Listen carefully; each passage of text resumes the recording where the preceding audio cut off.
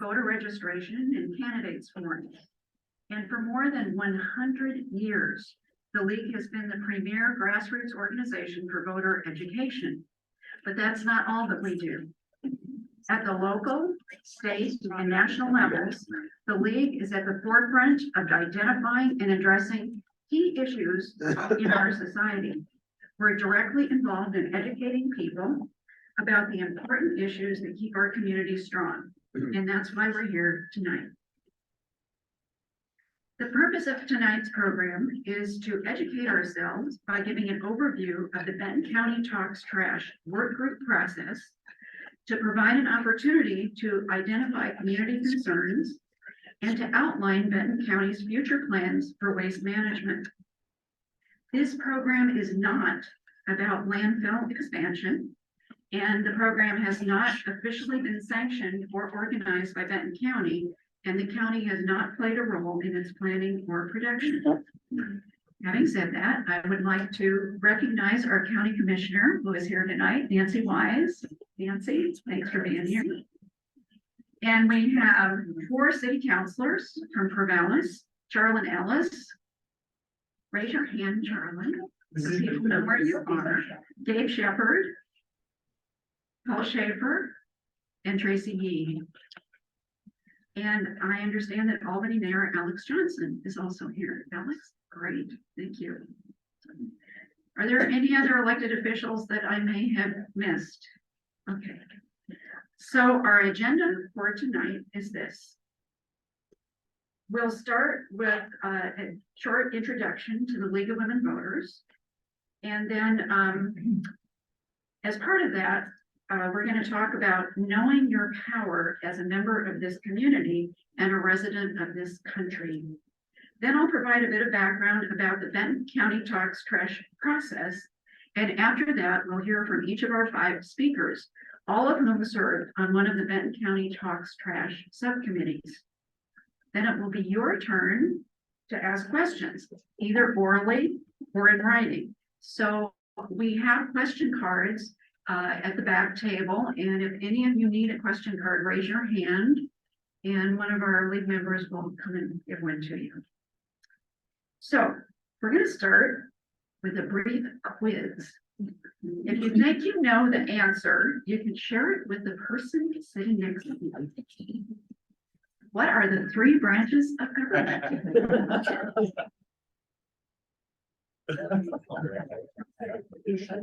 Number 2, a little bit harder. How many voting members are in the House of Representatives?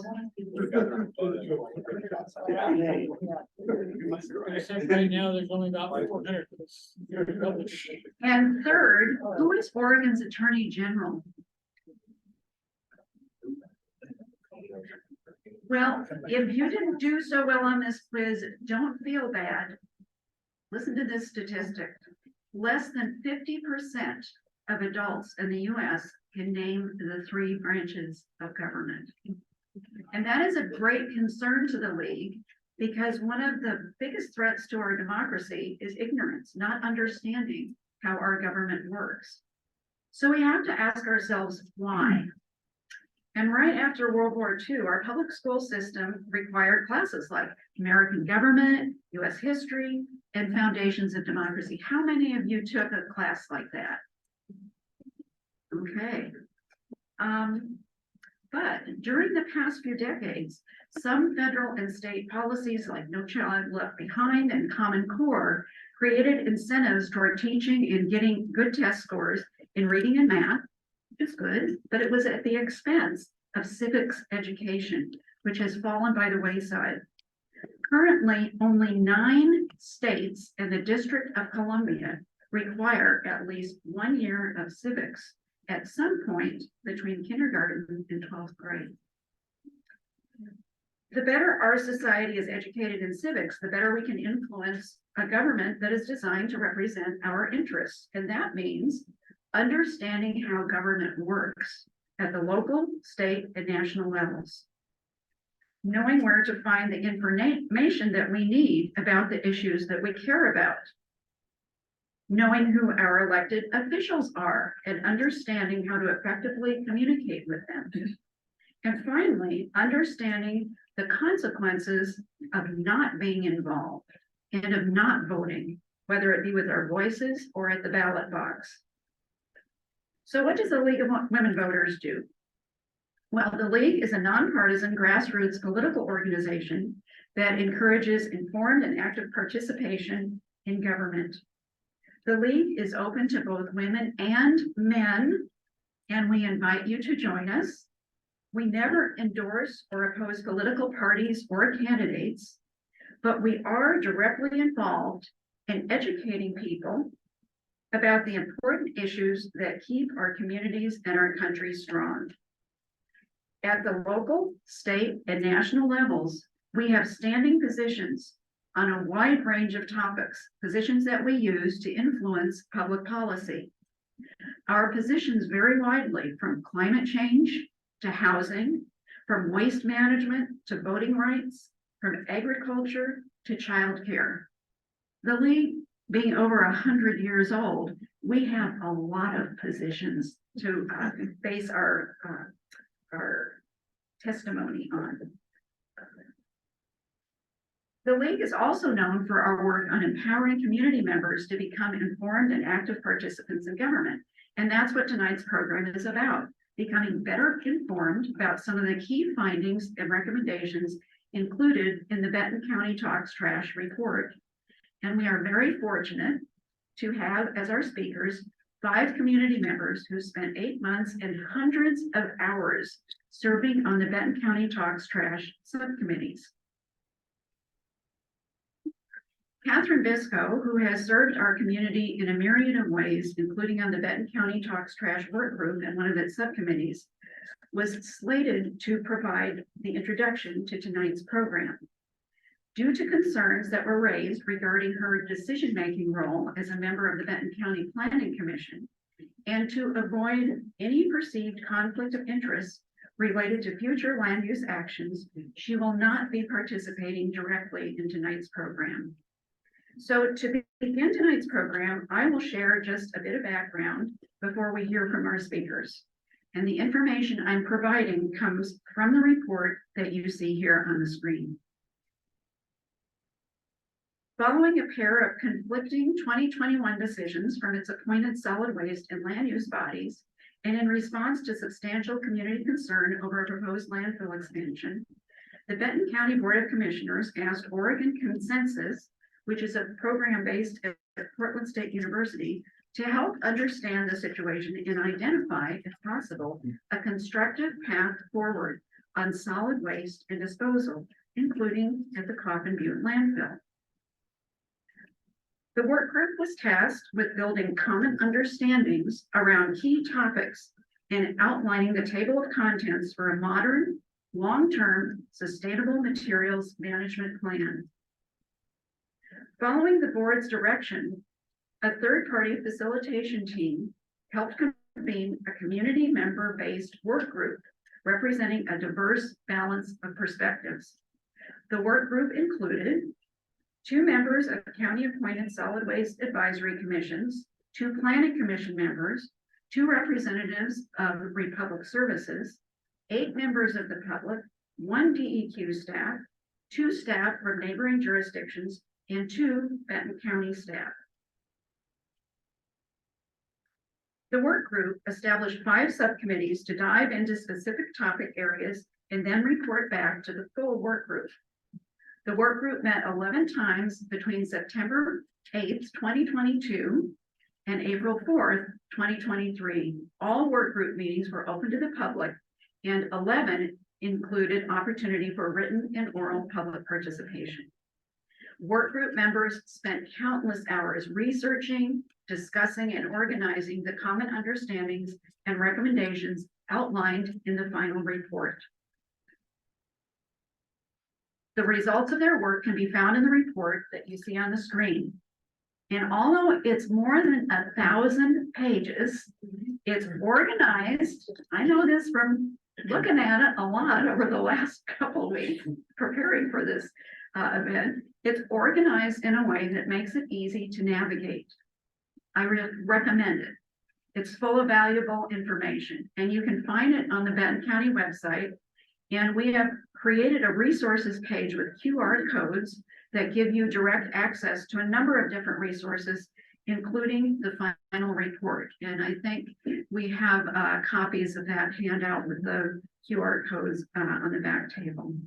And now for our presentations. Our first speaker is Mark Yeager, who is a registered civil and environmental engineer, whose focus has been on local, state, and national regulatory and environmental water quality policy for more than 40 years. He twice served on the Benton County Solid Waste Advisory Council in the mid-1990s and again since 2020. Mark served on 2 Benton County Talks Trash subcommittees, landfill size, capacity, and longevity, and past land use actions. Mark will be sharing a very brief history of Coffin Butte landfill. Please give him a warm welcome.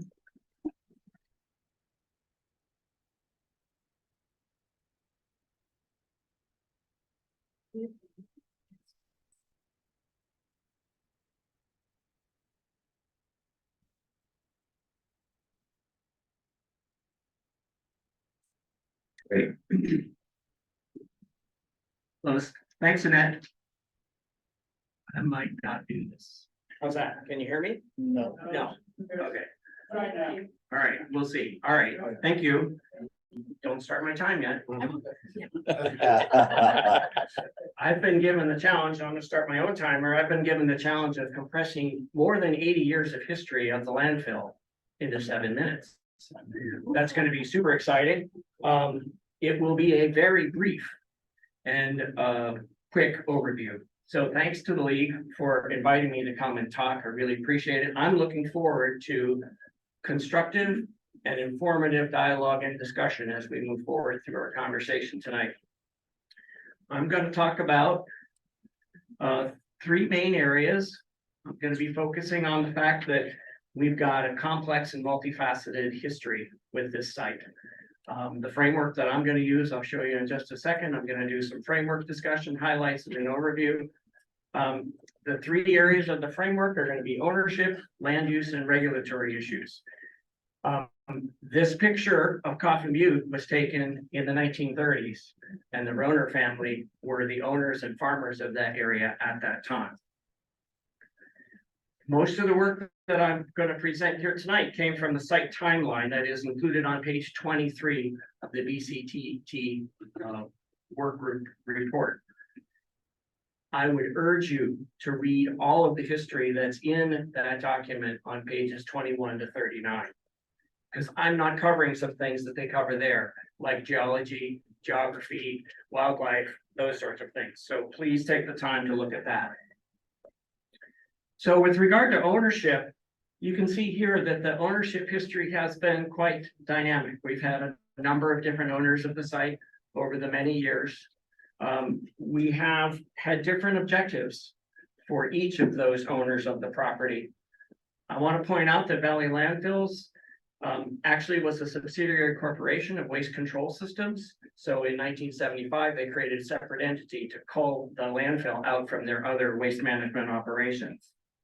And we've transitioned from local control to national control of the landfill site.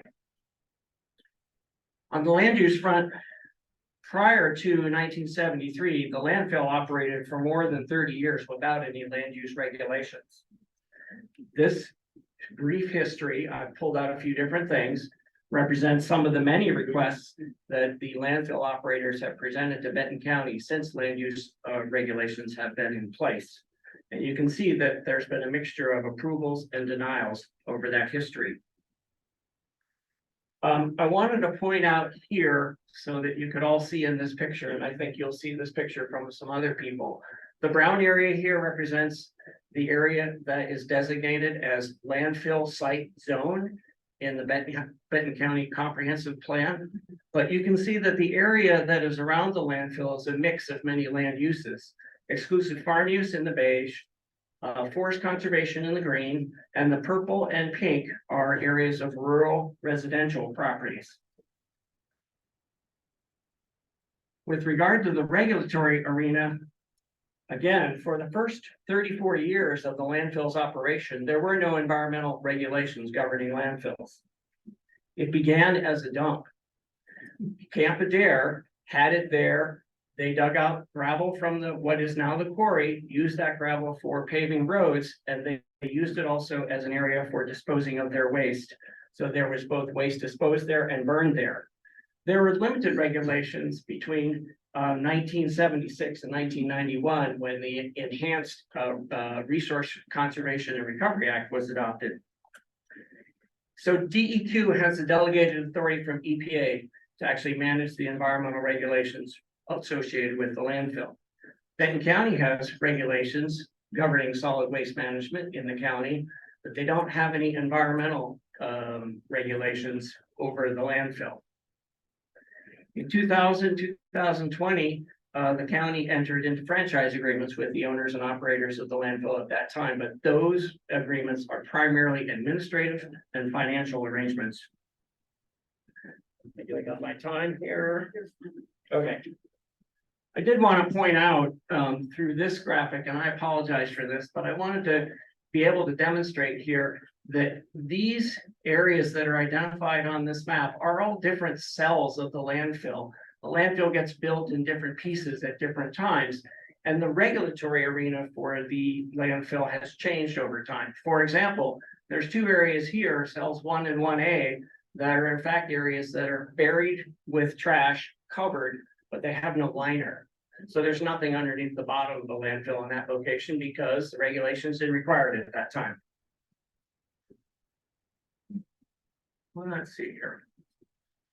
And then, so history highlights, I just wanted to point out that this site has evolved over time, primarily because back in the 60s and 70s, there were many places to dispose of trash. In the 1970s, there were over 17 areas in our sort of mid-valley area. Now that's gotten down to a very small number. The county started with more control over the landfill and limited who could bring their trash to the landfill. That control has gone away. And that's not necessarily because of the county's choices, but because of court cases that have dictated what happens with the landfill. There have been documented environmental impacts from the landfill, including contaminated domestic water drinking wells, the landfill fire, a couple that I put up here. The landfill owners and operators over time have acquired much of the land that's around the landfill. I'm going to back up for just one point here. The black line that is on this picture shows you all the land that is currently owned by the current owner of the landfill, Republic Services. So even though the brown area is where it is zoned landfill site, the area outlined in the dark black line is area that the current owner owns. Oops, sorry, going wrong way. All right, and so finishing up my quick review here. I guess what I would say is over time, what's happened is what started as a very local landfill, or if you will, dump area that was run by Camp Adair during World War II. We've now transitioned into a much larger landfill that serves a much broader area. So we've gone from an area where during the 1977 Solid Waste Management Report, they predicted the landfill would close in 2000. We're not there. They were going to close the landfill and have a resource recovery facility that was going to take all our waste and do something different with it, a more productive use. So we transitioned from a very local landfill to now a landfill that receives nearly 1/3 of all the waste that's generated in the state of Oregon comes to this landfill. As much as 90% of the landfill material comes from outside of Benton County. So thanks for your time. I have a couple of pictures just to show some context of what the landfill looks like today. And this picture shows the landfill in contrast to the land uses around the landfill. Thanks very much for your time.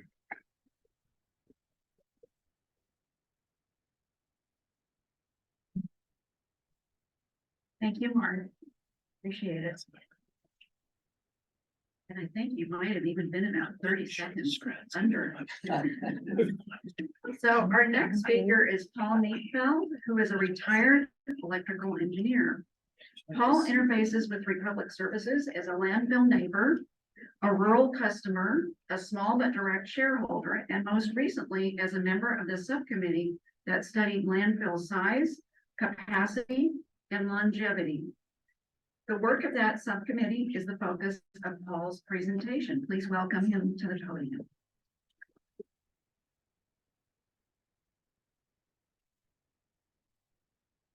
Hi, I'm Paul Neatfeld, a landfill neighbor community member and served on the A1 subcommittee. I'd like to thank the league for the opportunity to discuss this sometimes surprisingly contentious subject. I applaud you for bringing this out in a public meeting. Before I begin, a little bit of background. We were directed to keep our presentations brief and high level, so there are a lot of images here and not a lot of words. The subject of the A1 subcommittee was very detailed in terms of speccing history, tables of data, sizes of the landfill over the years, et cetera. And I'm going to gloss over all that data with a bunch of high level pictures. So if I would encourage anyone that has interest in this subject to read the report carefully, as Mark suggested as well, because there's a lot of data in there that was painstakingly developed by citizens, working with Republic Services, working with county staff.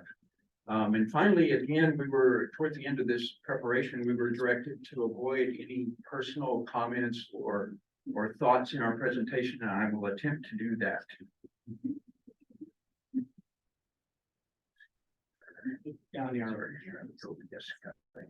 Okay, so the A1 subcommittee was charged basically with assessing the physical attributes of the landfill, documenting them historically and giving a snapshot of the present day.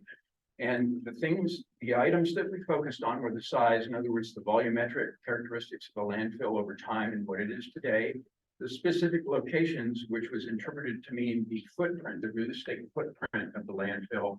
And then probably of most interest to many people was the projected longevity of the landfill. How long will the landfill last given its current configuration? There was a lot of debate on this under LU 21047, and our charge was to really come to agreement on that between citizens, the county staff, and Republic Services. In terms of landfill size, again, these are just high-level pictures, but hopefully they kind of convey the history here in a really succinct fashion from a volumetric standpoint. As Mark mentioned, this started out as Camp Adair, and 30 years later, it was still considered really a small local dump. The locals are lined up in their pickup trucks with trash cans in the back, and they're going to go dump it in the pit. And that was kind of the context of the landfill back in the 1970s.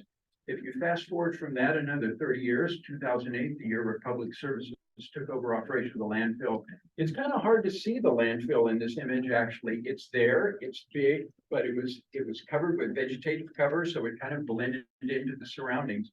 But already by then, it contained 12 million cubic yards of compressed waste. So it was not a small landfill even back in 2008. And then fast forward 14 years, only 14 years later, we've added another 91 million cubic yards of compressed waste, and the landfill is an imposing sight, frankly. In terms of specific locations, Mark has already covered a lot of this. County staff did a tremendous amount of work here in terms of documenting the specific lots that comprise the landfill, when they were brought into the landfill, in terms of when the landfill operator entity purchased them, and what the zoning is. And as Mark noted, the landfill site zones are in kind of the brick red there, and a mix of uses around it. And all these charts are taken directly from the report, by the way. And the chart on the right will identify when those individual lots were brought into the landfill. So it's a useful reference if anybody wants to go back and take a look at the history and see when particular lots were brought in. There's a nice table there that county staff developed as part of our subcommittee that documents all that in great detail. Finally, in terms of longevity, which was really the focus, I think, for a lot of people from the work of our subcommittee, At a very high simplistic level, projecting the landfill is a fairly simple calculation based on the available space, what's called airspace, that can be filled with compressed garbage. The packing density that the franchisee achieves in terms of packing that garbage into the landfill, they do it with heavy equipment. It's an impressive sight. And the intake rate, how much garbage is coming in the gate and getting put in the landfill on an annual basis. To give you an idea of what that's looked like historically, this is a chart again directly from the report, where the orange bars represent the amount of garbage that came in on an annual basis for years 93 through 2021. And you can see that there was a pretty significant step up beginning in 2017. That is when the Yamhill landfill Riverbend began to close down. And a lot of waste started getting shipped to Coffin, Butte. I think this caught a lot of people off guard. Many people in Benton County seem to picture the landfill kind of circa 1978 as it's a really small local entity, but it is not that now, and it's very much less that now after the transition we saw in 2017. By the way, the dash line at the top, the upper right there, is the intake limit defined in the 2020 franchise agreement. That's 1.1 million tons per year. That's the cap. And as we talked with Republic about projecting the life of the landfill, their guidance was to expect us to run at intake levels pretty much at that cap. So we won't expect to see a decrease in the intake. Instead, it's expected to level off and stay high for the remainder of the landfill life. The result of the calculation and all the work that primarily Republic Services did in terms of projecting landfill life is shown in red here. The current EOL end of life for Coffin Butte landfill is projected to be at 2037 to 2039, 14.5 to 16 years from the end of 2022.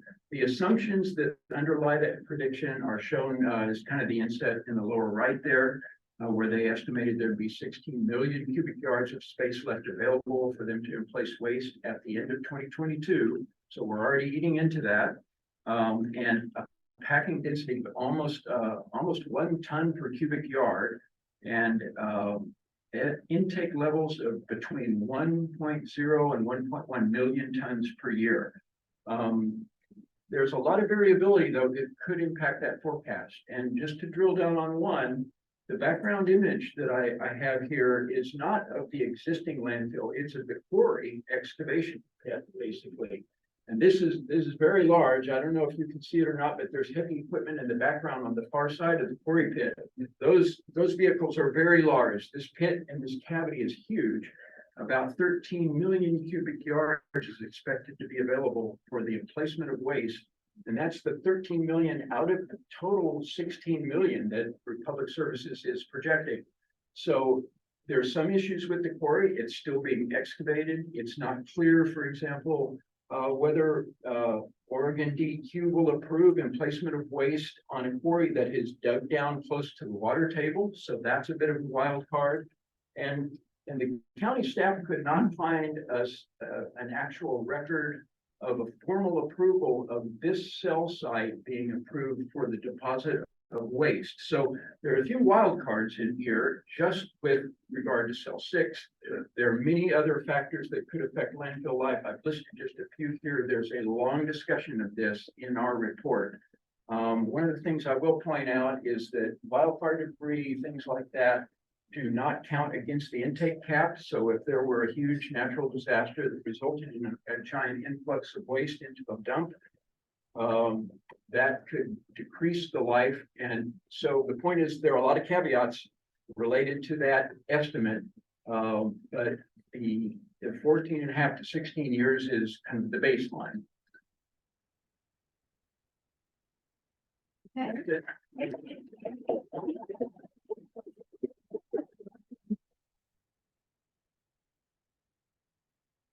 Thank you so much, Paul. Our next speaker is Ed Patera. Ed and his wife moved to Corvallis from Pennsylvania in 2017.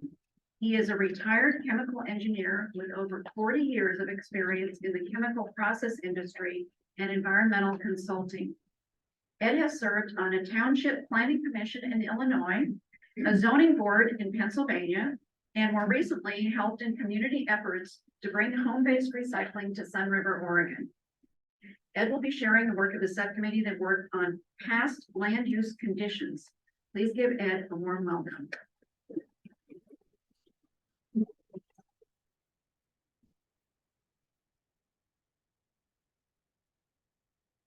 And each of the controls. Okay, thank you. Good evening. This is really good to see so many people interested in Coffin Butte. After 8 months of looking at it, I might have a different perspective. But I'm gonna take a different tack. I'm gonna have you walk away with a homework assignment. But I'm not gonna tell you about it until the end. So please give me a few minutes to work forward through this. The subcommittee I worked on was past land use conditions. And I do have to report the disclaimer. This is extracted from the county report, but is not an official county presentation.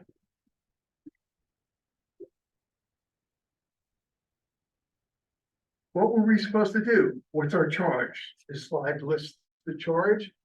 Look at records, basically. The subcommittee members are identified. Many of them are here. If you could wait, just kind of wave your hands. So you know they're really live people that worked on this. What did we do? We reviewed boxes of electronic boxes of files. We focused on 13 county documents. These were called conditional use permits. They have conditions called conditions of approval. There were 85 of those conditions involved. We focused on the 56 that were associated with the landfill. And these are thou shall do type of directives. We evaluated each condition. We couldn't agree on how to evaluate things. So we started breaking things up on, well, let's put some categories together. And the categories, well, some of them were, is the landfill in compliance with this condition of approval? Is it not in compliance? Has that condition been superseded? And there were about 8 categories. One of the things we had to do was not only get our information together, but people before the subcommittee was formed, contributed. So we retained all that information from folks that had been on the committee, say the first 2 months of the process. All right, how did we do?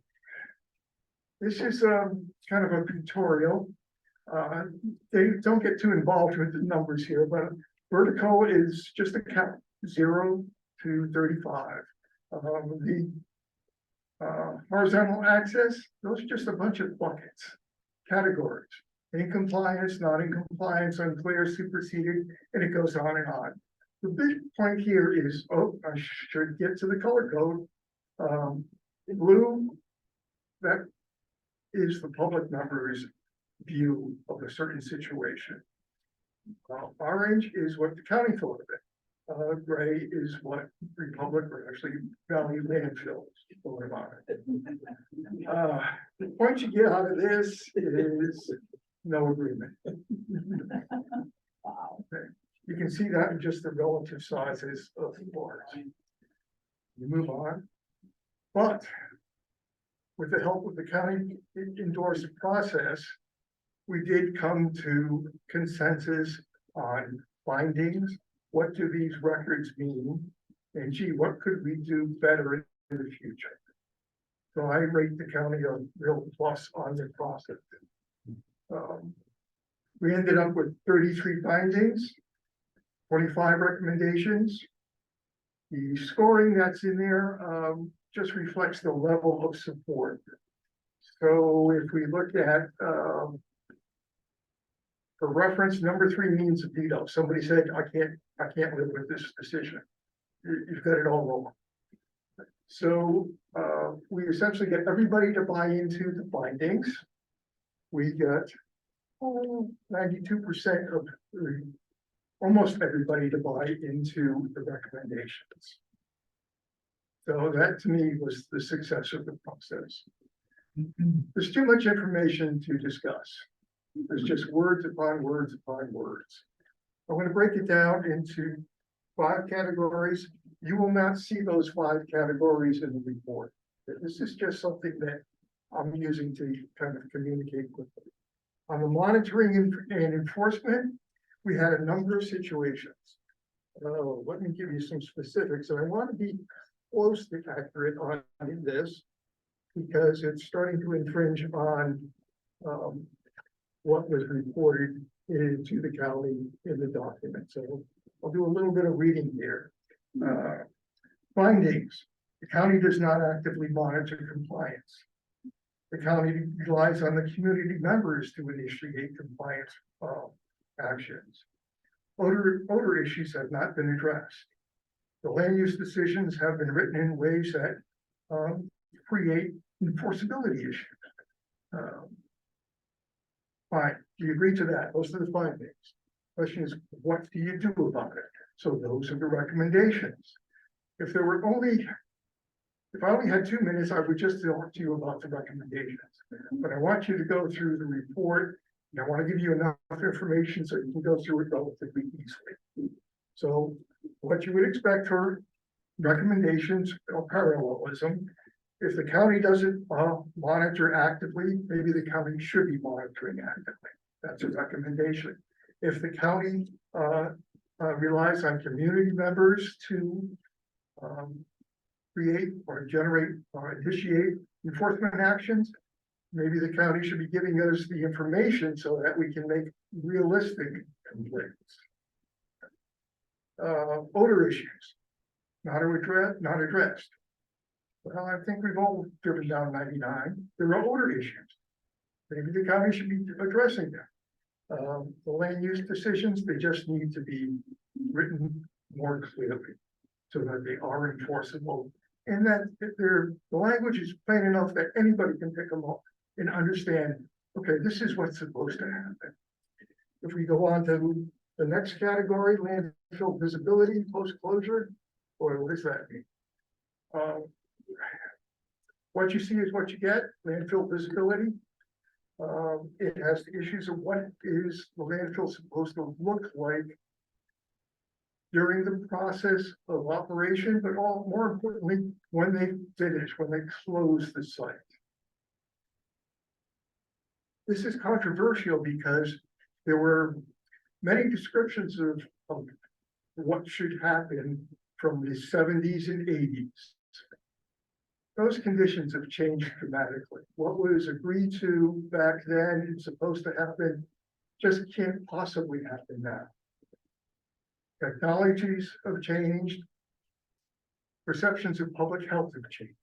That whole situation of building expectations of what it's going to look like needs to be addressed, needs to be relooked at and recommunicated.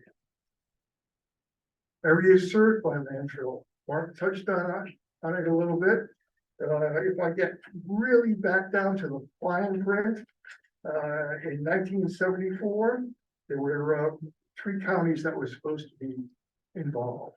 Now there's something like 39 in 3 states. Emerging issues, leaching. Here comes the homework assignment, and what you'll see in the slide. Are you giving out the slide packages? Like good, but we need to wrap up here. Yep. Can I go to one slide? This is what I wanted to save you from. And this is the homework assignment. What I have here quickly is the exact finding that we all agreed to on the committee. And where you see the parentheses, it just references the subcommittee finding 2. This first finding is the exact wording. You'll go to the report, you'll see F2, you'll find it, but also there's another piece that builds on it. That's F12. So I've done this all the way through the report for all of those 5 categories, so you have something to follow. So it's not really a homework assignment. It's more like a reader's guide. That's it. I hope this.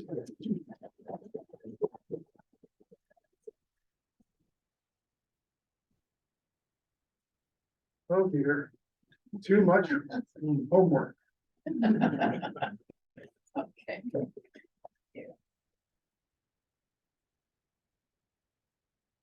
Thank you so much, Ed. So our next speaker is John Dewell, who recently retired from his role as the recycling manager at Oregon State University. John is currently mentoring students in their sustainable materials management projects and advocating for reducing carbon emissions through improved waste prevention and reuse policies in Benton County and beyond. John was part of the Benton County Talks Trash work group and is a former member of the Benton County Solid Waste Advisory Committee.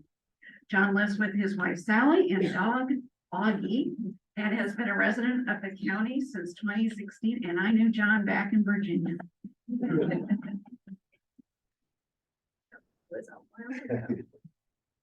Thank you for that. Yeah, it was, when I moved here, I didn't know that. And it was quite a surprise and a pleasant surprise because she was a mover and shaker in Virginia as well.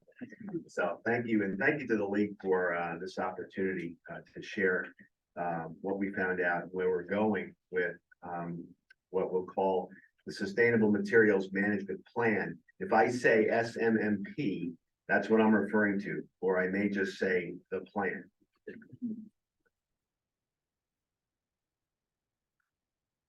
The ways we now plan and execute materials management in Benton County were seriously challenged during this process. A common theme of the committee's work and the public comments to the committee was that the paradigm through which we manage materials needs to shift significantly. The recommendations focus on moving away from end-of-life waste management to more circular systems that incorporate the full life cycle impacts of materials. Some of the positive impacts of this approach are: there will be improvements in environmental, social, and economic conditions more broadly. There will be cost savings inherent in adopting more waste prevention practices. There will be greater equity within our community through a focus on inclusion and shared prosperity in waste considerations. And there will be recognition and encouragement of innovation in all parts of the materials stream. A bit about the idea of circular or circular economy. Our current economy sees us take resources from the ground to make products which we use, and when we no longer want them, we throw them away. We call this a linear economy, where materials flow in a straight line from the extraction of finite natural resources via manufacturing to overconsumption, and eventually what we just heard the last three speakers talk about, landfill. In Oregon and across our planet, change toward improved recycling and more effective material systems is underway. In 2021, the Oregon legislature passed the Plastic Pollution and Recycling Modernization Act. The changes are to take effect in 2025 and are intended to make recycling easier for the public to use, expand recycling services, and upgrade sorting facilities. Most importantly, producers and manufacturers of packaged items, paper products, and food serviceware will pay for many of these improvements and help ensure recycling is successful in Oregon.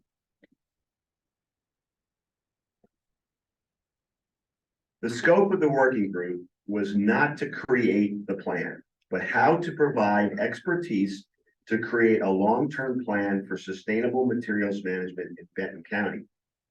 This would be the first ever sustainable materials management plan for Benton County. It is intended to guide us to implement practical strategies and actions for the next 15 years, ironically, about the projected length of the landfill. The working group found that there are existing plans that could provide models for the development of the county's plan. It's good to know that in Oregon and throughout the world, communities have gone through similar processes to achieve greater material sustainability. One finding that was particularly important was the realization that Benton County's landfill received most of its materials from outside the county.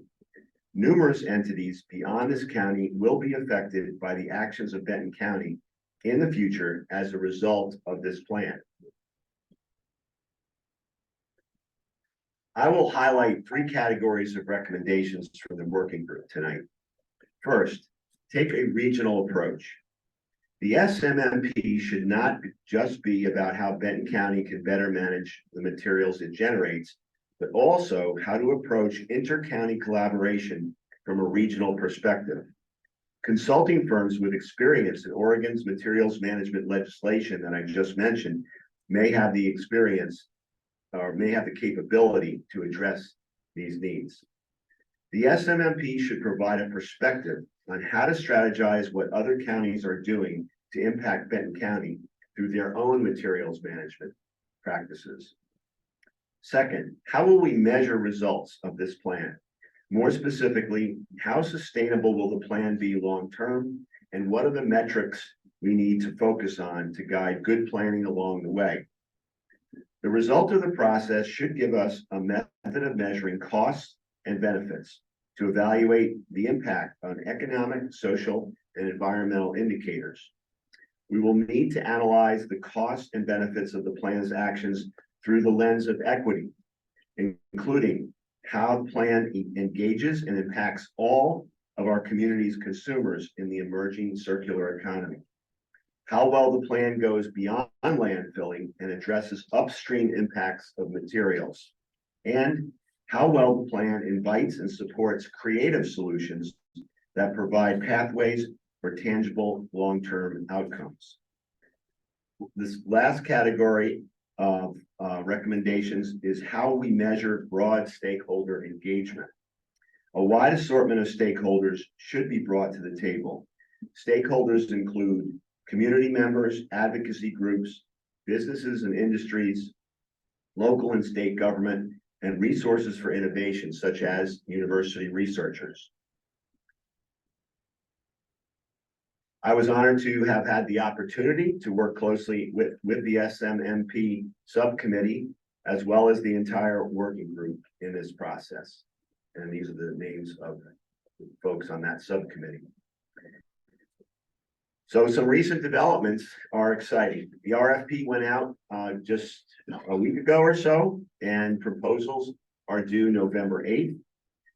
Contract negotiations will be completed by mid-January, and the project scoping, which is exactly or specifically what we expect the consultants to do, will be completed by mid-February.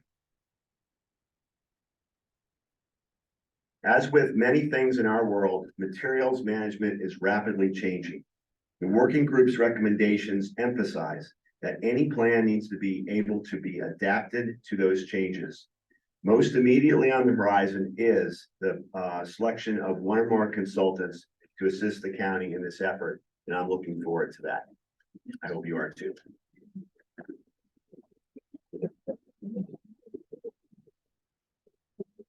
Thank you so much, John. That's exciting. We look forward to watching the process unfold.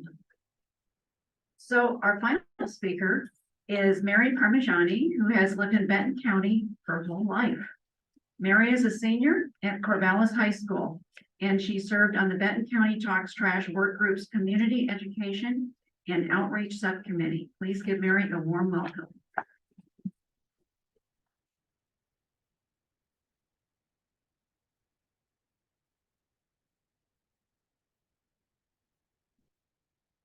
Good evening, everyone. I just want to first of all thank the League of Women's Voters and everyone who turned out today. This is an excellent event. I really appreciate it. So as Annette said, I was part of the Community Education and Outreach Subcommittee, and I'm going to present some of our findings and recommendations. Okay, so just a general information about our charge. So we were charged with writing up the general history of the landfill, and this history went all the way from the native Californian people to present day. And this gives a non-biased historical account of the area. And while this history was well known before the report, it's really good that it's all in one area, and it attempts to give a very non-biased view that we can use to build, laws and opinions. We also were charged with a community education plan, as well as developing new and improving current outreach methods, specifically with information regarding the CUP, which is the conditional land use permit. And there are a bunch of acronyms throughout this process. I was very confused about all of them when I first started this. But you can see there's in the report, like one of the first few pages, there's a big list of all these acronyms that you'll see throughout my presentation and throughout, you know, when people talk about it, you'll get all that information. We were also charged with an executive summary, and this is basically just like a general process summary. And it can be found at the beginning of the report. It's only a few sentences, so it's not too long. And here's kind of an overview of the finding recommendations. So we had 6 total findings and 16 total recommendations. And as I think Ed kind of mentioned a little bit, we had a system where you had 1 to 3 on agreement. So if you were a 1 and you had no problem and you can fully live with the finding recommendation. If it was a 2, you could live with it, but you had some changes you would like to make. And if you were at a 3, you absolutely could not live with it. So as you can see, we had 0 3s with any of the findings or recommendations. And we had a unanimous vote for 1 of the findings and 13 of the recommendations. So here are some selected findings. So we found that it's very important for the CUP applicant to have a pre-application meeting with the public. And this CUP applicant, while we are mentioning Republic a lot in these presentations, these are meant to apply to any applicant, not just Republic. We also want to use outreach methods that target underserved populations. This specifically includes the youth as well as low-income demographics. And we found that you can do this by more social media advertisements. So that includes like TikTok, Instagram, Snapchat, all of those, and making sure that communications can be accessed through a mobile phone. We were also, some of the other findings were community input on environmental health concerns in the area around landfill is very important to assess the criteria for the CUP. And these environmental health concerns can include like noise, air quality, odor, as a lot of people have mentioned today. Some recommendations. So we had a radius system that was devised for communications. And this is meaning like how close your property is to the landfill. For example, if you're 5 minutes away from the landfill, you might get more communication, more like intense communication than if you were 10 to 15 miles away. And these communications are for events such as the VCTT report completion, which obviously already happened. When Republic notifies the county to file a CUP, or when any CUP filings, swap meetings, etc. And some outreach methods that we found were email blasts, website posts, postcards, newspaper notifications, as well as social media. And a kind of an example of one of these recommendations was, for example, with notifications around the CUP filings, there should be a postcard within 10-15 mile radius of landfill, as well as multiple social media posts. And we also found that outreach methods that don't require the community member to be pre-signed up are really helpful. And it's a lot easier to get involved when it's not like a non-inclusive email list that people have already signed up for. That's kind of impossible to know about if you're not already signed up for it. And this can also help get the youth involved. If they're just scrolling and they see it on social media or something, it's a lot easier to get interested in that when it seems very inclusive. We also found that if you include different languages, for example, English, Spanish, Mandarin, and Cantonese, those are the 4 main languages in Benton County, it's a lot more inclusive for people and they're able to digest it and form their own opinions on the issues. And in conclusion, so making sure everyone in the community gets communication requires using multiple outreach methods and targeting underserved groups. And during the process, the county needs to gauge effectiveness of outreach methods and adjust them if necessary. And here were the members that I was honored to serve with on the subcommittee, and I really appreciate everyone's time and the opportunity. Thank you.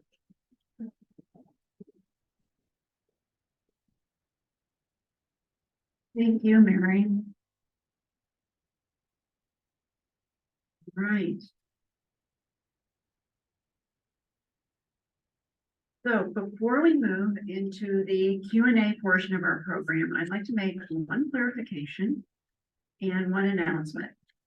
So as I noted earlier, there were 5 Benton County Talks Trash subcommittees, and we have heard from representatives of 4 of them. The 5th was the Legal Issues and Land Use Review Subcommittee. This subcommittee's work was an important part of the work group process. Because legal issues are complex, we decided it would be better to refer you to the final report so you could read for yourself the charge, findings, and recommendations of that subcommittee. So what is next? Well, John has already given us a glimpse of what's to come. But Benton County has also announced just yesterday the solid waste schedule for the fall and beyond, and you can see a lot is happening. There is a lot going on just in the next few months, and there are opportunities there. So we've printed a few copies of this schedule, and if you have a smartphone, we encourage you to take a photo of it, or better yet, sign up for the Benton County newsletter so you can stay up to date about what is happening. And now it is your turn to ask questions, and we have a few guidelines I want to share with you before we invite our speakers to come up front. We ask that you follow these guidelines. First, please ask a question rather than making a comment. If you're asking a question orally, please be brief. And we want to get to as many questions as possible. So if you haven't asked your question within 30 seconds, I might just cut you off. We'll see how it goes. And then this is not a forum for sharing opinions. This is only for questions. As I said at the beginning, this program is not about landfill expansion. So please ask questions that relate directly to the content that was covered by our speakers. And you may ask your question either orally or in writing. And if you need a question card, Connie has them. Raise your hand if you would like to write down a question. I think that's all I'm going to do with slides here. So let's turn off our projector so it's not shining in the light of our speakers, who will come forward now, please. If you would, take your places at the table. And Mark, if you could, on the microphone, you have to hold down the button there to turn it green. So we will be alternating between oral and written. And it looks like both Robert Bisco has been running the hybrid meeting up here. There are some folks at home who have been tuning in here.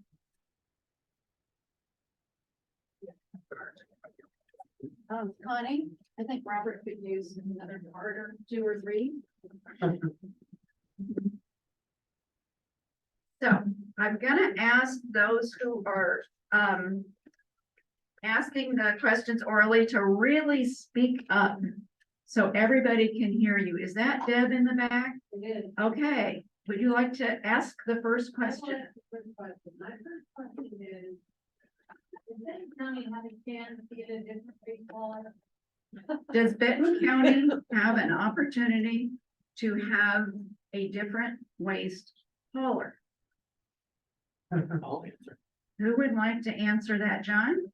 Mark? Mark, go ahead. Go ahead. We'll see. We'll see what I say. Yeah. I'll fill it. Okay, so Benton County entered into an agreement, a 10-year franchise agreement with Republic Services sometime last year. And so that contract is nailed down for the next 10 years. So the simple answer to your question is no. There is a reopener clause in their franchise agreement that is sort of dependent on what the city of Corvallis does with their franchise hauling agreement, which is up, I think, for consideration maybe next week. So depending on what comes out of those negotiations and what the city of Corvallis does, there may be some modifications to the agreement, but the service provider will continue to be Republic Services. Yeah, answer it fine. I got it. All right, here's the first, thank you, Mark. Here's the first question from somebody who has zoomed in for the program. What is the plan for surveillance?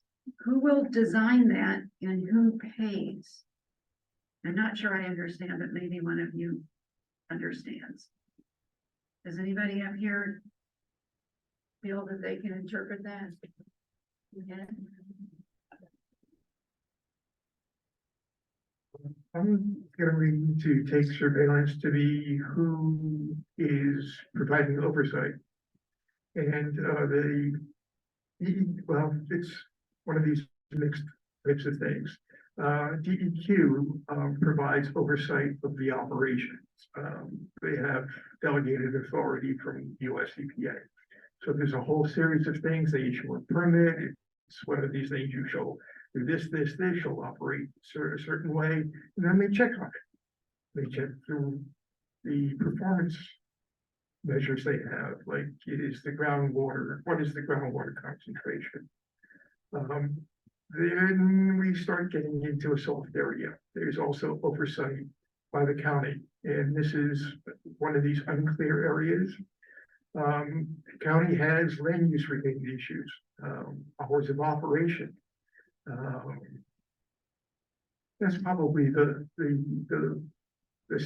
most solid issue where the county's got a piece of what to do. So if Republic is operating at the wrong time of the day, you go to the county. If they're doing the wrong kind of things, making a mess, then you go to DEQ. Does that help answer where the responsibilities are? Anybody want to add anything? Other thoughts? Okay, thank you, Ed. All right. Anybody in the audience? Yes. Yeah, I'm wondering about the groundwater. Is the groundwater currently being monitored? And is that data available to the public for the monitoring wells are and what they're finding in the groundwater in and around the landfill? Thank you. Is groundwater being monitored, and is that information available to the public? Can I take that one? Yep. The answer is yes, and yes. Some of the information is very easy to get. There's an annual report by Republic. When you get into details, like how a well is constructed and where within the soils it's sampling, and you need more information than that, you have to get to DEQ, and that's not so easy to get. You have to make a formal request. And here's an opportunity for the county to kind of help out. DEQ has all these records, they're available electronically. If we could get a duplicate set within the county, then folks who wanted those kinds of details wouldn't have to go to DEQ, wouldn't have to pay the fees associated with it, wouldn't have to take the 2-month lag time. And there has been offers by DEQ to work with the county on that kind of information sharing. And that was one of the recommendations of the BCTT report. Yeah, that was part of the homework assignment, I think. Mark, do you want to add anything? No. No? It's great. Okay. All right. This is an opinion type question. I doubt if this was addressed in the report because this is a rather unusual situation. I generate 1 can of garbage a year.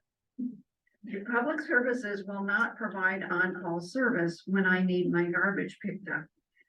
Should this be required? I mean, I doubt if that was addressed in the report. I don't know, John, do you want to speak to that?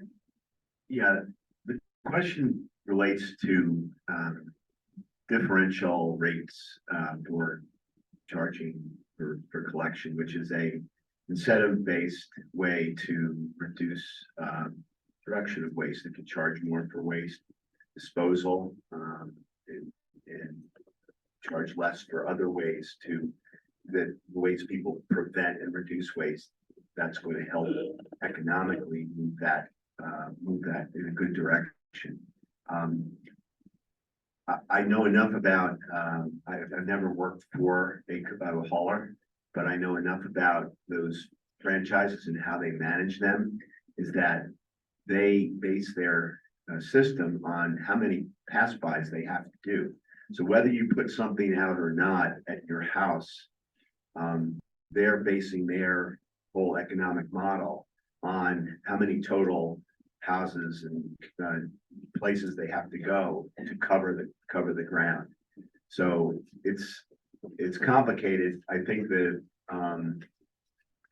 the theory behind or the motivation behind, and that's very applaudable, what that questioner has asked. That's where we need to be headed, and ways we can get there quicker. But the cost factor and how that's charged certainly could be looked at, and recommendations to the board. All right, thank you.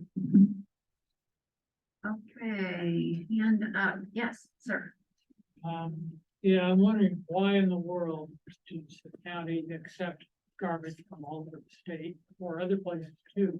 And is there a legal requirement that we have to? The question is there a legal requirement for Coffin Butte landfill to accept garbage, trash from all over the state?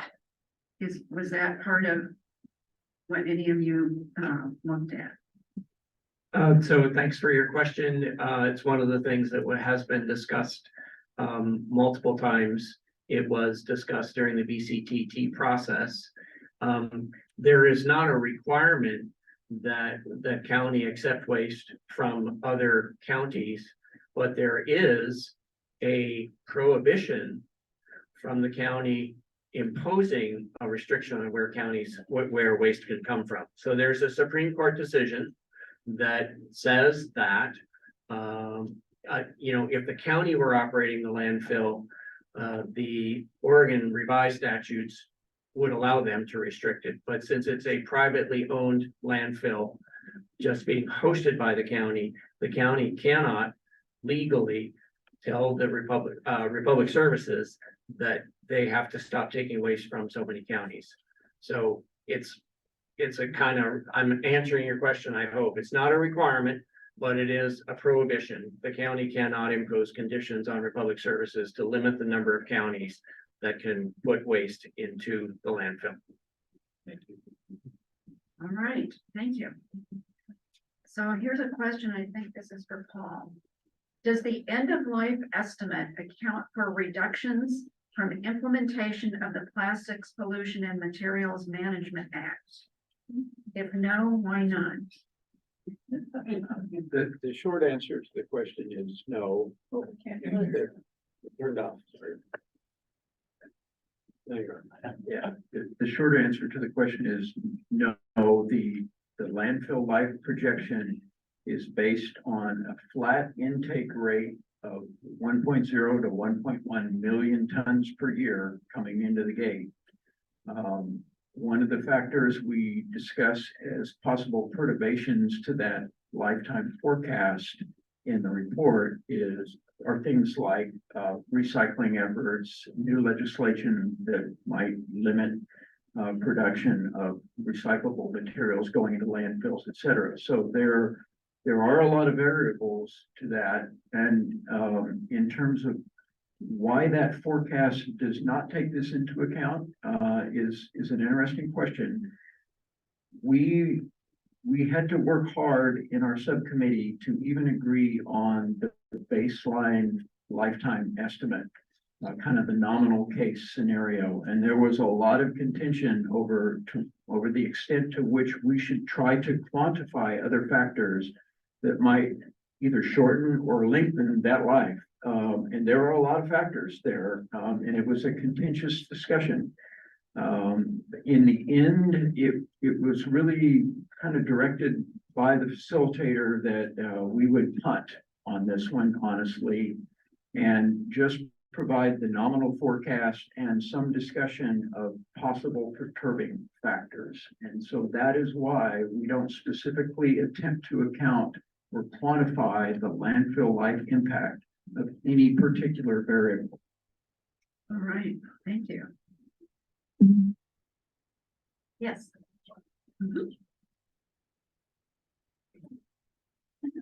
There's an impression in the community that county staff and our elected officials are only coding with the public services.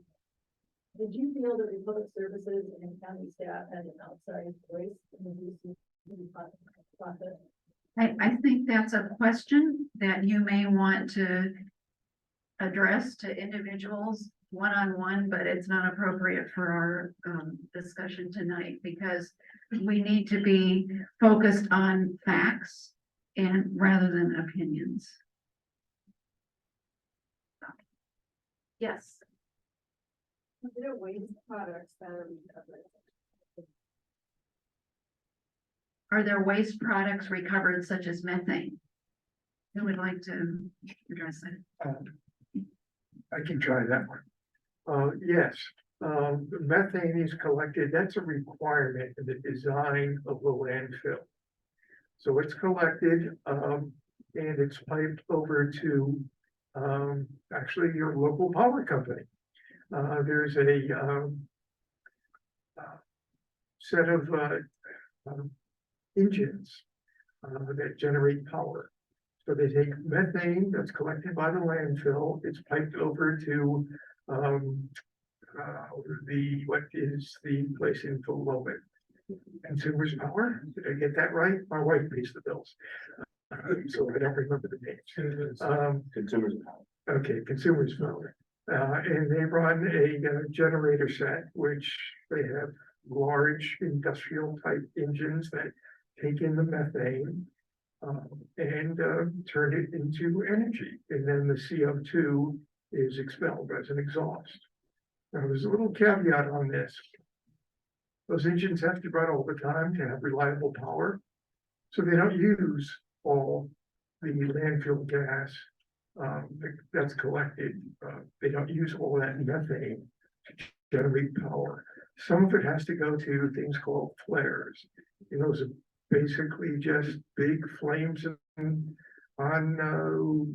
15-foot high pipes. And supplemental natural gas has to be piped into those flares to keep them running at temperatures that allow the destruction of methane. So it's, yes, it's collected, yes, it's used, but it's not a real simple process. For an industrial process, it's simple, but it's not simple to think about. Hope I answered the question. Lost track. I think I'm supposed to do a question card, and then Jean, you'll be next. There was an EPA site visit to Coffin Butte landfill that revealed widespread leaking of landfill gas. Did the report of this EPA assessment come before the Benton County Talks Trash work group? And was the work group looking at issues like that? Can I try that one again? You bet. No, it did not. That type of inspection report would be on the scope of the review of the trash talks. Okay, thank you. Thanks. Right, Jean. So what happens if we just don't approve any more land around this current cells to be, if we just let it get to its capacity, what happens next? No, I said we weren't gonna be talking about landfill expansion, so I'm trying to decide whether that's a valid question or not, but Paul looks like he's ready to respond. So. I can say that, the landfill life projection that we provided from the A1 subcommittee, that 14.5 to 16 years from the end of last year. So we're already eating into that. That is based on the landfill as it is currently expected to be configured. The landfill folks are currently filling up cell 5. And they're apparently rapidly extracting basalt from the quarry, the future cell 6, and they intend to move into that. And that is the current defined plan. And if all goes according to that plan, that 14.5 to 16 years, in other words, closing in 2037 to 2039 would be the result. And at that point, the franchisee is responsible for notifying Oregon DEQ several years in advance. I believe it's 5 years in advance to develop a shutdown plan, et cetera. And the landfill would shut down. At that point, we would become another county in Oregon that doesn't have its own landfill. There are many counties like that. It doesn't mean trash service would stop. It doesn't mean, you know, the end of life as we know it, it means that we, hopefully by that time, if this is how it goes, and this is part of the SMMP project, and that was part of the reason the calculation of the remaining life of the landfill was so critical. If the answer is on the order of 14 to 16 years, the expectation is that that gives Benton County time to develop a plan and implement it before the landfill fills up. Does that answer your question? Okay. So, I'm not sure you all would have this information if this would have been discussed, but the question is, do all counties pay the same rates for, dumping their waste at Coffin Butte? Anybody, were rates discussed as part of the? Simple answer is no. Meaning that we didn't have the information. That information is proprietary. Republic Services doesn't reveal what they charge. Okay, great, thank you. Right. Yes, Counselor Schaefer. Yeah, I'm a little concerned. You mentioned that I believe it's cell 6, the quarry, DEQ may not approve. And if that's the case, it seems like perhaps we're already into that 5-year window. So there's a question there about contingencies and timelines. And then probably the bigger question that I have is, as part of planning for closeout, I think it's safe to say caps fail, ripper liners fail eventually. And so what is the plan in place for long-term monitoring and protection of things like groundwater after closure? Or is there such?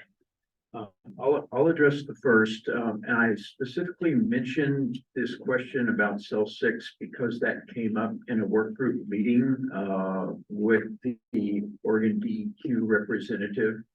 And there was some discussion at the subcommittee level and at the work group level about groundwater contamination concerns and the fact that the quarry is fairly close to the groundwater level according to the engineering design plans that were submitted in the most recent site development plan. But this is all speculative. This was part of the context of there are a lot of factors that could influence landfill life. This might be one of them.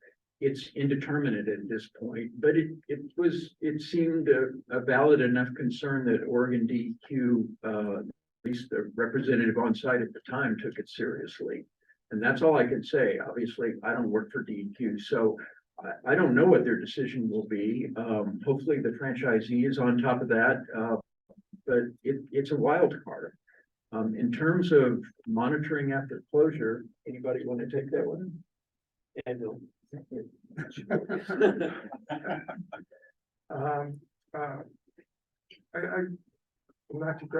I'm not trying to grab the phone, the microphone a lot, but unfortunately I had to deal with these situations, so I have firsthand experience.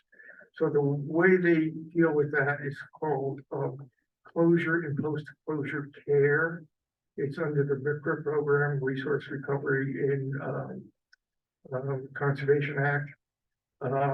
Once a year, the operator has to tell DEQ what the status of their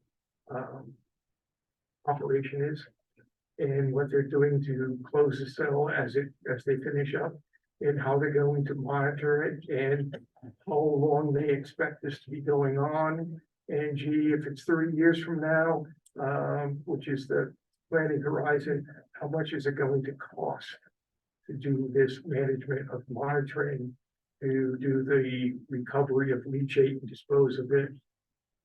So there are publicly available plans that cover all of those items. Now I'm going to go into the pitch mode.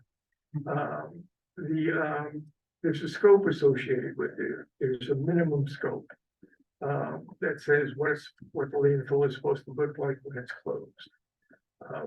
That's what's proposed. That's what's been in place for probably 25 years of the reports that I've seen. Those plans may not be what the county community wants the landfill to look like. So there's a need for understanding what those plans are for closure that are already in place. And are they the kinds of things the county wants to accept, people want to accept? And then there's another recommendation in the report that maybe the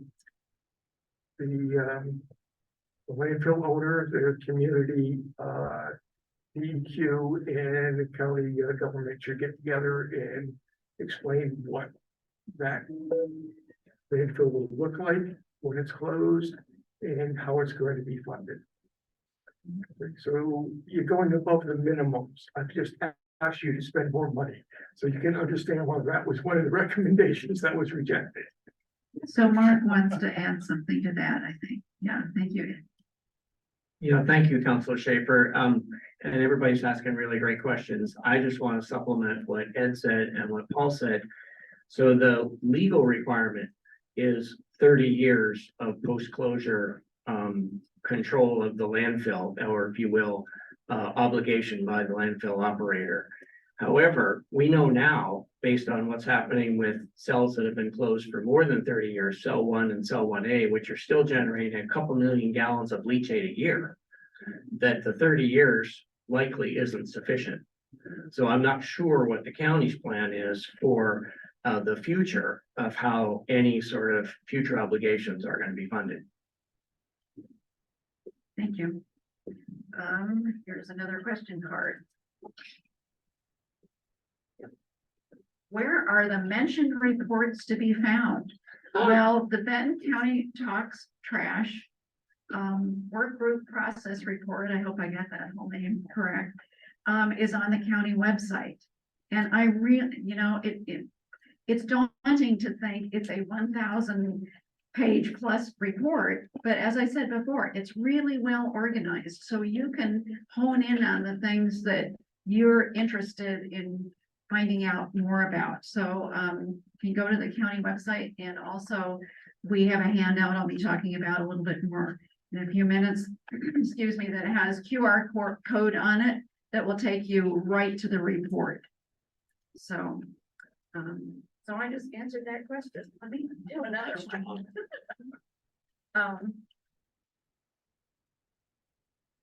Why do we expect that waste inputs will level off when the human population is growing? The short answer is, that was a decision that Republic Services made. We depended on their guidance for projecting future inflows into the landfill.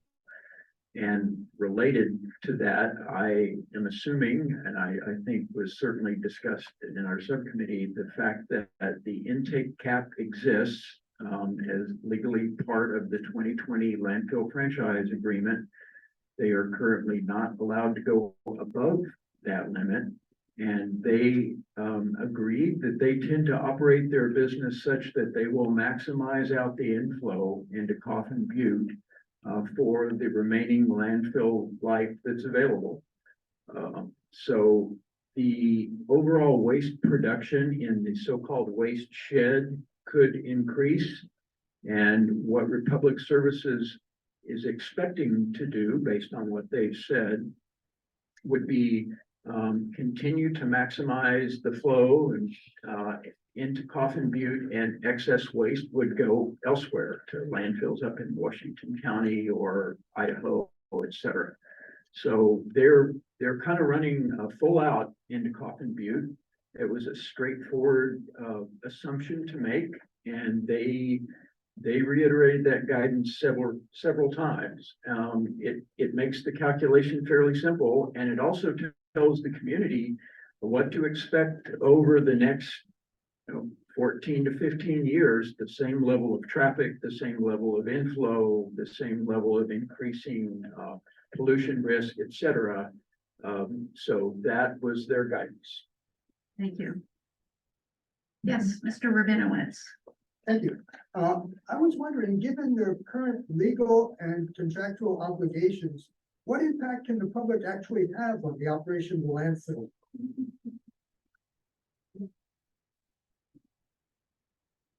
So I'm not sure that, I understand the question in terms of, the operation of the landfill is completely controlled by Republic Services. Why are we here?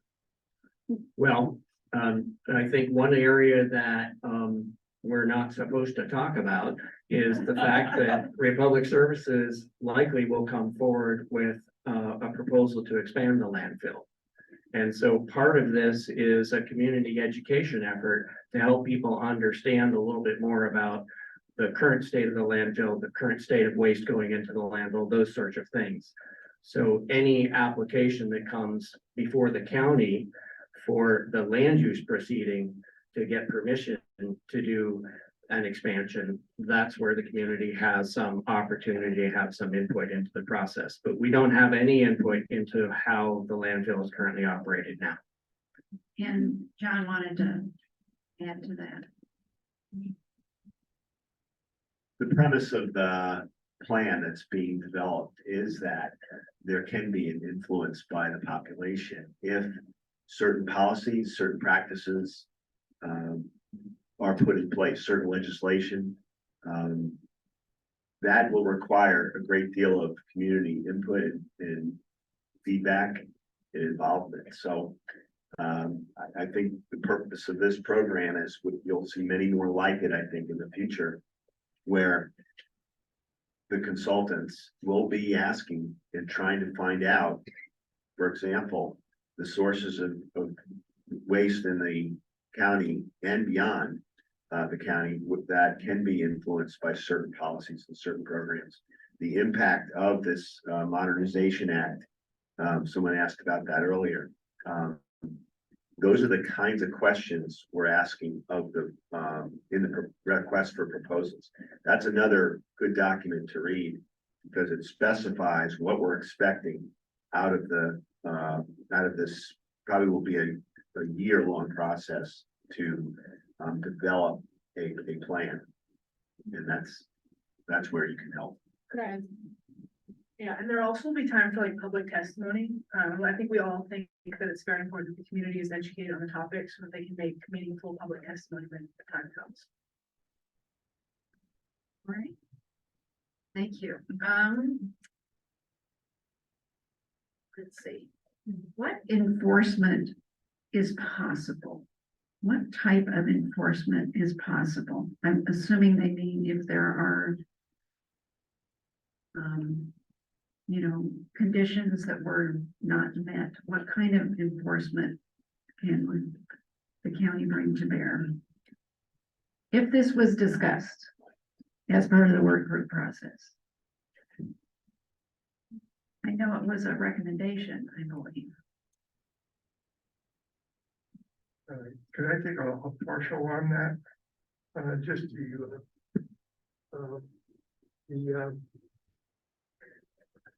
if something is discovered that you think is out of whack, out of normal, you have to complain. You have to complain to the county to trigger the county mechanisms to review, and they have limited scope. They have things like I mentioned, the hours of operation. There's probably some things associated with if you had a complaint on, that's actually the city. If you had a complaint on disposal of leachate or management of leachate, that's the 10 tanker trucks a day that come to the waste treatment plant. If it's associated with the operation of the landfill, then you have to go to DEQ. Where it gets ambiguous is if you have an odor complaint that it just stinks the eye of it. You would think you would go to the county, but that was one of the findings. There is no way to get the county involved at this point in time, and maybe there should be. The other one is you can go to DEQ and file a complaint. The third way, and probably the most effective at this time, is to just call it the landfill. They're required by permit to have somebody that accepts calls about odors and tracks them and is supposed to get back to you. And that is written in their permit by DEQ, that you will have some way of accepting and tracking odor calls. And they're supposed to get back to the resident. So you can say, well, this is what's in the permit and this is what you're not doing. I hope that doesn't go too negative. Thank you.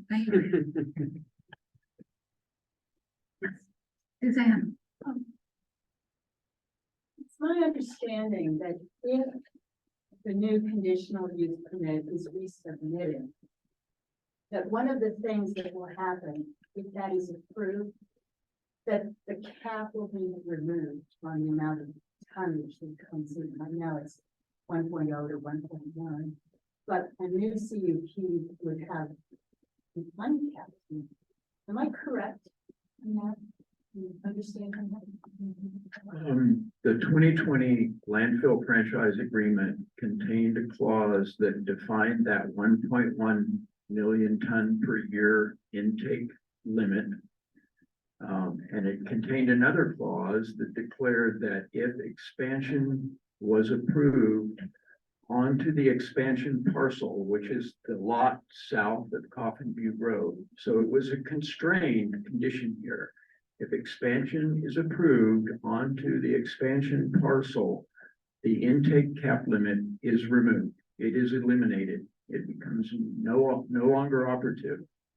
That's another wild card in the expected landfill life. And this could be a little counterintuitive for a lot of people, but it's possible that if the intake volume rose more than the additional airspace obtained in the expansion cell, that the landfill life could conceivably be shortened. It would be shortened if that were true. So yes, that is a correct interpretation of the 2020 landfill franchise agreement. I see another hand. Yes. Yeah, I had a question regarding the land public only versus the land that zoned for landfill. Is all the land they own zoned for landfill, or is that part of what's in flux here? Thanks for your question. So the area that both Paul and I showed that drawing that showed several different colors on the comprehensive plan map. And the area that was, I called it brown, you called it brick. The brownish colored area is the area that is zoned landfill site. So until or unless there were zone changes that were proposed and approved by the county, the only areas that are available for placement of garbage are the areas in brown. So when the contaminated wells were discovered back in the 90s, one of the mitigation strategies that was recommended by the Department of Environmental Quality was that the landfill begin to acquire property around the landfill as a buffer. And so that was, if you go back and look at the history, you'll see that over time, they've acquired more and more property in order to create a buffer, particularly with regard to groundwater contamination. So the answer to your question, the brown area is the area that can only be approved for placement of garbage. Expansion within that brown area requires a conditional use permit, and that's what we've been talking about. Thank you. Yes. Yeah, my question will be about the Sustainable Materials Management Plan. John brought up that, you've already looked at what other Oregon counties have done. And there seems to be a preference for working with consultants that have experience in what has been done around Oregon in terms of reducing waste. But there are other countries that have gone much further. Most of Northern Europe, the EU is aiming towards mostly eliminating landfills. So the question is, will the SMMP be also looking at those international examples and to what extent? I think your question, and thanks, I think the question is more focused on the selection of the consultants, that we, right? So Or actually the whole process. yeah, so, the selection of the consultants is going to be fairly broad in my understanding. From what I've, read and how the RFP was written, they are putting it out, anybody can apply, and if you have connections in other parts of the world that would have an interest and the capability to assist Benton County in this project, now's the time, so that we can get a good group of proposals that we can compare.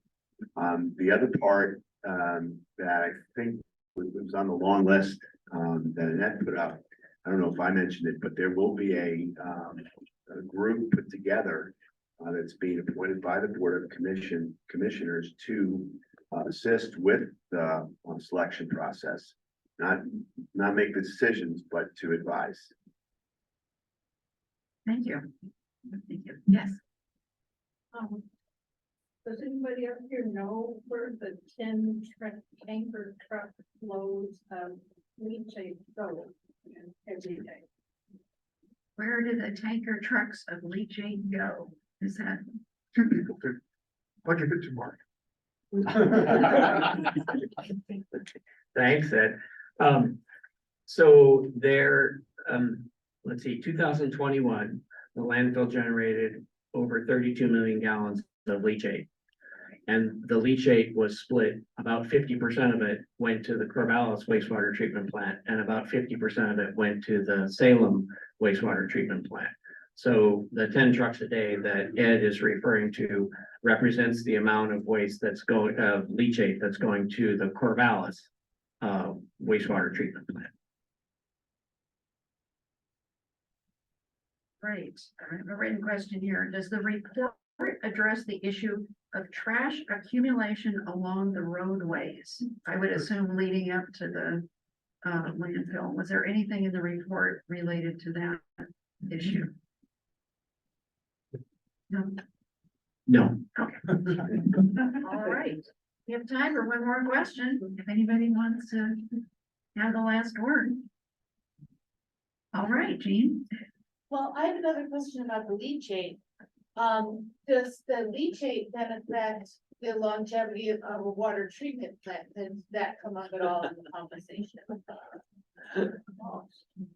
So I've gone before the Corvallis City Council to raise concerns about the acceptance of leachate by the city of Corvallis, because the wastewater treatment plant itself does not have the capability to remove the majority of the toxic materials that are contained within the leachate. So the process of leachate treatment basically is they meter out the amount that goes into the treatment plant. So on site at the city of Corvallis, they have storage tanks. Tanker trucks come, they put the material into the storage tanks, and then the city of Corvallis allows small amounts of leachate to go in over long periods of time.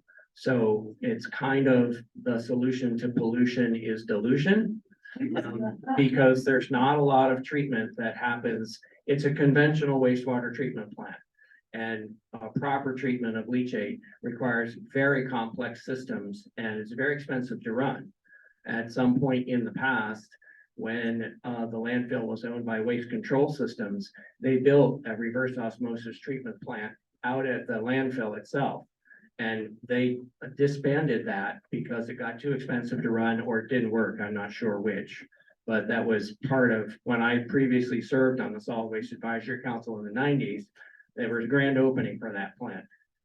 But it is a challenge for all landfills across the nation. It's a very difficult liquid to be treated. Thank you, Mark. Just put a perspective on that.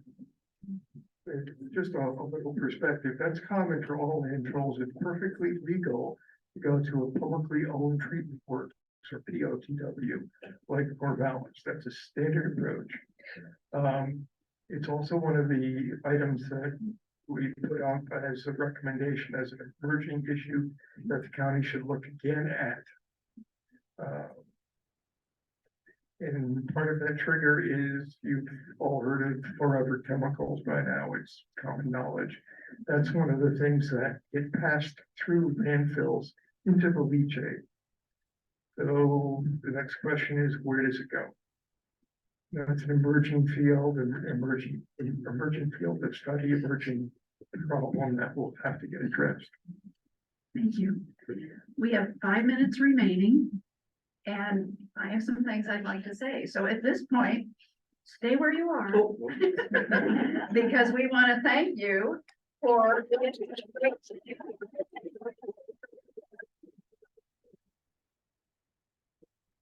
wonderful questions from our audience, just really. So before we adjourn, we would like to close with a call to action to everyone in this room.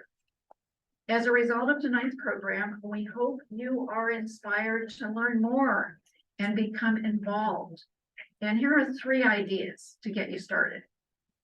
Sign up for the Benton County News, which I have found to be a very helpful way to connect with what's happening in the county.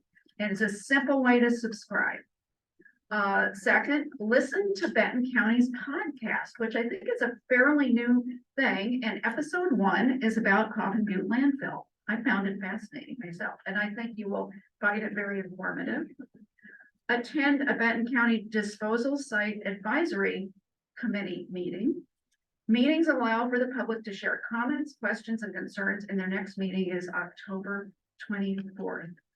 These are all really good ways for you to stay engaged, become an informed citizen. And earlier, I think I mentioned a resource page with QR codes on it.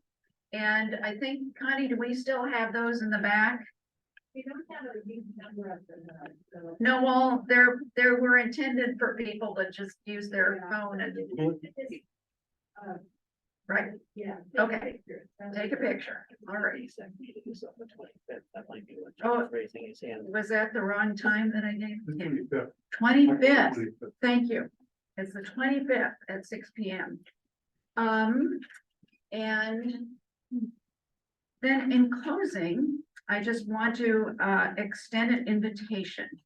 If you'd like to be an active citizen and an informed voter, guess what? We hope you will become a member of the League of Women Voters, which is open to men as well as women. Our local league has several active committees on climate change, community planning, housing, justice, and voter education. Any one of those committees would love to have you join. And next month, we'll be sponsoring a program about the upcoming vote on renewing the City of Corvallis local option levy. And we're in the process of finalizing that program, so please watch for an announcement coming soon. And finally, although our local league is an all-volunteer organization, our work requires financial support. And right now, we're having our annual fruit sale fundraiser. You can support the league and enjoy a box of grapefruit or oranges around the holidays. It's a win-win, you know, it helps the league and you get to enjoy the fruit. So it's $35 a box. It will be delivered to your doorstep the first week of December. And the profits help the league serve the community with voter education, registration, legislative updates, voter forums, and so on. So please go to our website, lwvcorvallis.org, if you'd like to join the league or see Connie at the back table. And again, thank you to our speakers and thank you to all of you. And I hope you enjoy the rest of your evening. And I highly recommend the grapefruit. They're very, very good. Thank you. Thank you. I know who asked you that question about Bill.